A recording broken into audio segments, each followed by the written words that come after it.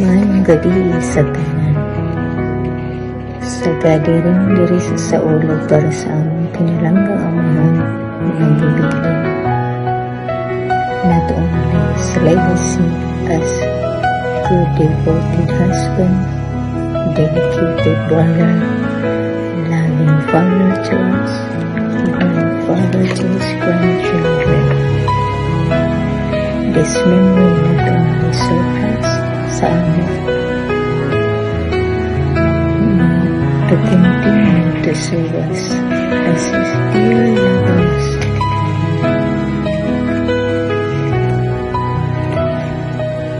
Through his strength, we will going to overcome whatever trials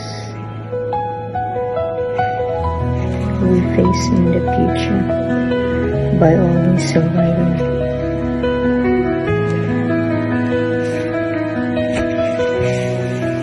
To love one another.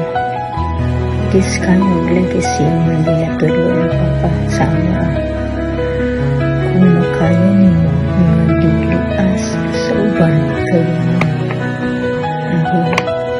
Mausabi ang trip na ako nagpapingan sa iya emotionally, physically, verbally calm, dili tubayin ang iyong bana. Salamat sa mga tambang nimo diya, silti baunon dyan ako, pero sa ako dughan o nahuna. Katong nasakit siya, sugod, wajud ko'y duha-duha lito, nga kung pwede ka nang lagi nila ko ihatag. Ako tiil, harong mawanin na yung mabag, hapdos sa tiil. O ang problema kay LBC na maho isa. Dayon magkiang-kiang na dayon taon magpintura diri sa aming ginabuhat sa ganyan na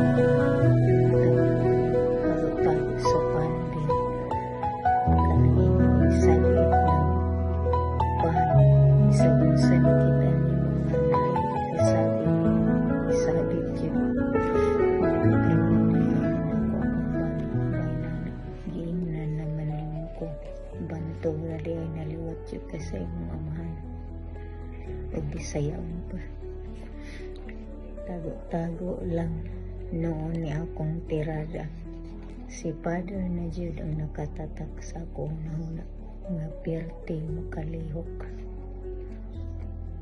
active o dili pa siya masakiton o katong naidaran na abilidad nga always nako ginamention sa akong bana. Ako ikasulti na lang nimo pa dear is may the Lord embrace your soul, grant you an eternal life of peace, and may you watch over us from the heaven. Again, daghang salamat sa mga nitambong sa saulog sa ako. Haya sa ako